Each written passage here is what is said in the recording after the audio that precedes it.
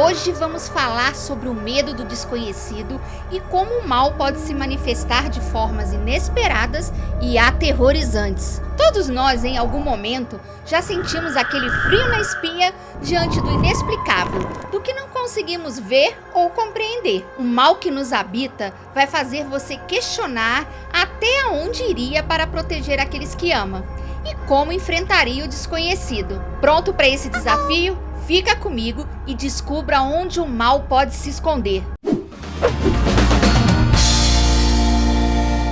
Olá pessoal, meus corajosos seguidores. Sejam bem-vindos ao canal. Eu sou a Gabi e esse é mais um Pode Ver Sem Medo. Será? Hoje vamos mergulhar em um dos filmes de terror mais intensos de 2023. O Mal que Nos Habita, que chegou na Netflix. Filme argentino dirigido por Demi Rugna, com 97% de aprovação no querido Tomatinho. Gabi, eu classificaria esse filme mais como horror do que terror.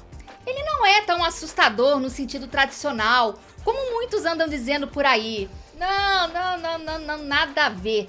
Não é aquele que você se encolhe todo com medo de tomar susto. Exatamente isso, Suelen. Em vez de causar medo, ele provoca choque de uma maneira nua e crua. Sabe aquela linha tênue do convencional, onde tudo parece estar dentro do típico fair play, e você pensa, ok, até aqui tudo bem. Pois bem, este filme cruza essa linha repetidamente. São cenas que te fazem literalmente pular da cadeira, apresentando o gore em sua forma mais pura. Ele renuncia a todos os conceitos pré-determinados de possessão demoníaca, que foram explorados e desgastados desde que o Exorcista os exibiu nas telas pela primeira vez, optando por uma abordagem mais convincente e perturbadora. A trama gira em torno de uma vila remota na Argentina, que é aterrorizada por uma força maligna sobrenatural. Os habitantes da vila descobrem que o mal está prestes a se manifestar de forma devastadora, e dois irmãos, Pedro e Jimmy, se veem no centro dessa ameaça. O filme já começa como se muita coisa estivesse rolando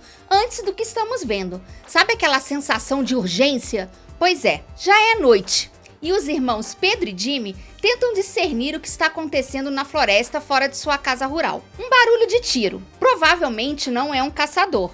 Parecia um revólver e não um rifle. Na manhã seguinte, eles penduram seus rifles nos ombros, reúnem os cães e caminham pelos matagais, onde encontram metade de um corpo, a metade inferior, com tripas escorrendo pelo cós da calça jeans desta pobre alma. Talvez fosse um puma? Um deles estava à espreita recentemente. Talvez seja o vizinho deles, Ruiz, mas não parece ser. Ou talvez seja Ruiz que tenha matado essa pessoa. Bom, eles encontram uma caixa com estranhos instrumentos de metal e um mapa de papel com o nome da vizinha Maria Helena. E como os cachorros parecem estar agindo de forma estranha, assustados com algo, eles vão até a casa dela. E o que encontram na casa de Maria Helena é seu filho Uriel, ou o que já foi um dia, um ser deformado, inchado, amarelo, doente, coberto de furúnculos, babando, escorrendo pus e implorando pela morte. É notável o bom trabalho de maquiagem aqui. A perfeição desse corpo podre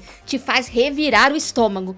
É como se desse para sentir o cheiro fétido que vem da tela. Este corpo carrega sinais claros de algo sobrenatural e maligno. E as lendas da vila dizem que quando uma pessoa está possuída, essa entidade busca espalhar seu mal através da violência e do caos, saltando de um hospedeiro para outro. E a condição de Uriel se arrasta já há um ano e as autoridades locais já tinham sido devidamente notificadas. Mas quando os irmãos insistem com a polícia para fazer alguma coisa, eles riem da cara deles, percebendo que de alguma forma terão que lidar com o problema sozinhos. E é aqui que de fato tudo começa.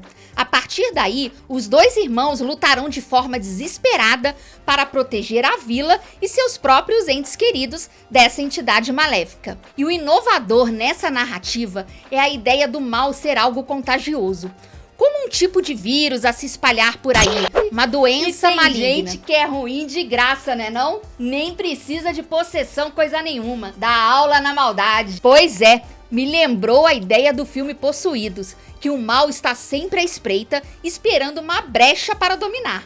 E se não conhece esse filme, tem um vídeo aqui sobre ele, Corre pra ver. E parece que estamos em um mundo onde as igrejas e a fé foram abolidas há muito tempo.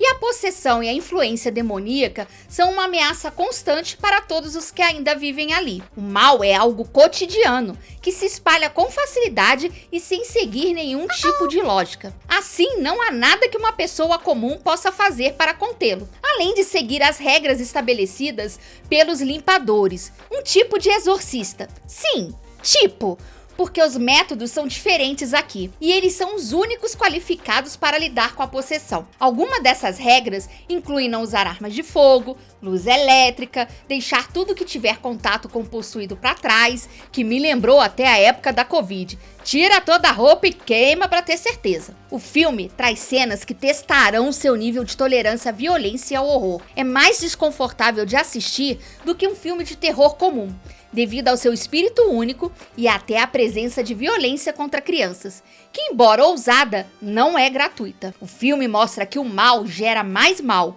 e que não há salvação nem para os inocentes. E essa falta de esperança é coerente com a história, além de ter um ponto de vista diferente daqueles filmes que se alimentam de finais felizes. Nem todas as peças do quebra-cabeça se juntam tão bem quanto você esperaria. Algumas ideias são inexploradas, mas no geral o filme é inventivo e acelerado e oferece uma viagem emocionante, que você pode sim ver sem medo. Bom, sem medo sim, mas se tomar um remedinho para enjoo antes, pode até ajudar, né não, Sueli? Sim! E mais um detalhe, não vai fazer a besteira já assistir enquanto come, hein? Vai fazer um estrago aí na sala, vai que tem estômago fraco. E depois vai dizer que eu não avisei, hein? Então, ó, fica a dica. Durante uma sessão de perguntas e respostas do público pós-estreia do Fantastic Fest, o diretor Demian Rugna disse que teve a ideia de O Mal que Nos Habita a partir de uma série de notícias sobre pesticidas agrícolas em sua Argentina natal, causando problemas de saúde generalizados. Ele sugere que a apatia corporativa em relação à saúde dos trabalhadores e a forma como o problema ocorreu no meio do nada, onde é fácil para os aproveitadores e moradores das cidades ignorarem o impacto de suas escolhas, o fizeram pensar sobre a ideia dos males à espreita, que recebem rédea solta para se espalharem. Esse filme foi indicado a 4 prêmios no Dead Meat Horror Awards: melhores efeitos práticos, melhor morte, melhor diretor e melhor filme original. E veja só, ganhou todos os 4 prêmios. E você, já assistiu? Comenta aqui o que mais te chocou nesse filme. Sem dúvidas dá pra entender o prêmio de melhor morte. Então morre, diabo!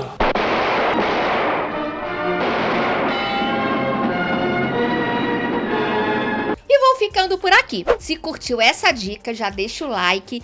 Se ainda não é inscrito aqui, se inscreve no canal e ativa o sininho para receber o aviso dos próximos vídeos. E se o mal pode se espalhar fácil assim, já compartilhe esse vídeo com um amigo seu para ele ficar esperto e evitar que o mal o surpreenda. E passa lá no meu blog que logo estará de cara nova e o endereço está aqui na descrição. Até a próxima!